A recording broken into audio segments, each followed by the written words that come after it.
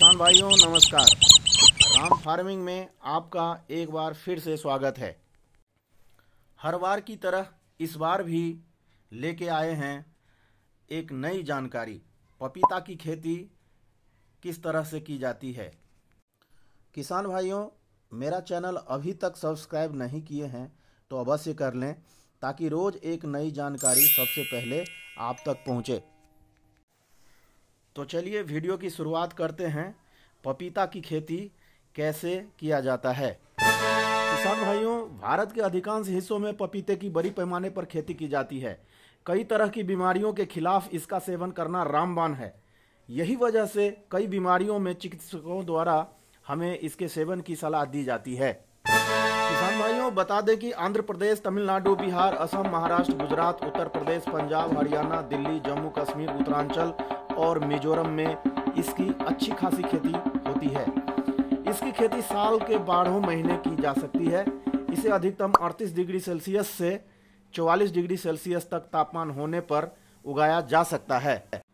किसान भाइयों, ज़्यादा ठंड और ज़्यादा गर्मी पपीते की फसल को काफ़ी नुकसान भी पहुंचाते हैं। लू और पाला दोनों पपीते की फसल को काफ़ी नुकसान पहुंचाता है। इसकी खेती के लिए 6.5 से 7.5 पीएच मान वाली हल्की दोमट या दोमट मिट्टी पर की जाती है। वहीं पपीते के साथ दलहनी फसलें जैसे मटर, मेथी, चना, फ्रेंच बीन व सोयाबीन आदि की फसल इसके साथ लगाई जा सकती है। किसान भाइयों, पपीते की खेती के लिए पहले नर्सरी में पौधा उगाए जाते हैं। इसके लिए बीज की मात्रा 1 हेक्टेयर के लिए 500 ग्राम पर्याप्त होती है। बीज से पौधे के विकास के बाद इसकी खेतों में रोपाई कर दी जाती है। पपीते के पूर्ण रूप से परिपक्व फलों को, जबकि फल के शीर्ष भाग में पीलापन शुरू हो जाए, तब डंठल सहित उसकी तुराई कर लेनी चाहिए। तुराई के बाद स्वस्थ एक से आकार के फलों को अलग कर लेना चाहिए तथा सड़े गले फलों को हटा देना चाहिए। किसान भाइयों, पपीते का एक स्वस्थ पेड़ आपको एक सीजन में करीब 40 किलो तक फल देता है। आप 1 हेक्टेयर में करीब 2250 पेड़ तैयार कर सकते हैं। इस हिसाब से आप एक सीजन में 1 हेक्टेयर पपीते की फसल से 900 क्विंटल पपीता पैदा कर सकते हैं। बाजार में इसकी कीमत 40 से 50 रुपये तक पहुंचती है।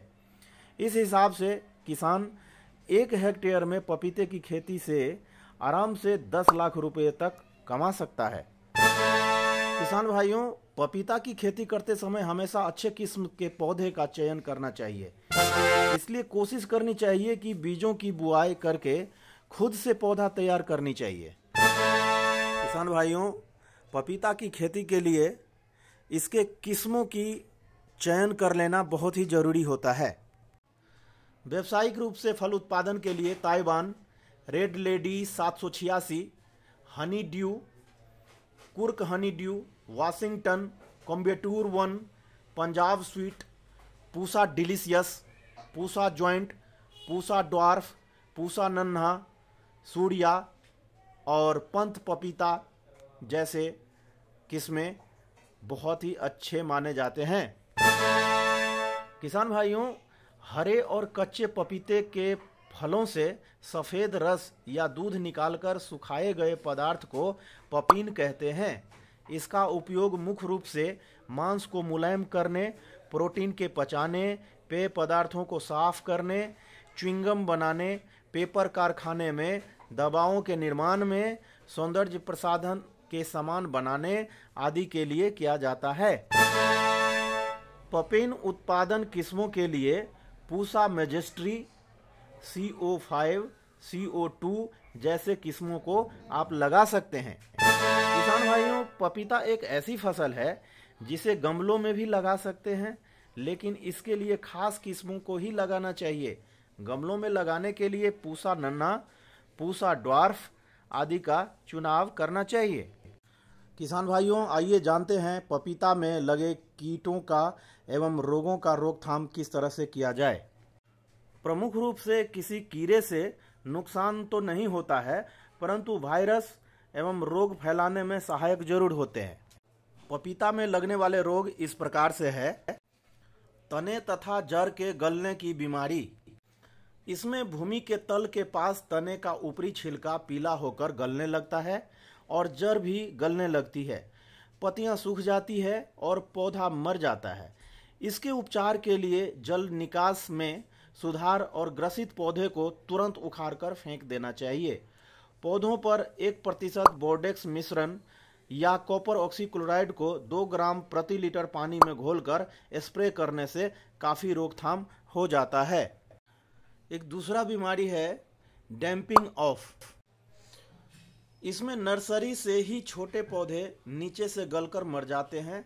इससे बचने के लिए बीज बोने से पहले सेरेसन या एग्रोसन जीएन से उपचारित कर लेना चाहिए तथा सीड बेड को 2.5 फॉर्मल्डिहाइड घोल से उपचारित करना चाहिए। किसान भाइयों, आगे बीमारी है मोजाइक यानी पत्तियों का मुड़ना। इससे प्रभावित पत्तियों का रंग पीला हो जाता है व डंठल छोटा और आकार में सिकुड़ जाता है। इसके लिए 250 मिली मेलाथियन 50 EC पर लीटर पानी में घोलकर एफिड को नष्ट करने के लिए स्प्रे करने से काफ़ी फायदा होता है।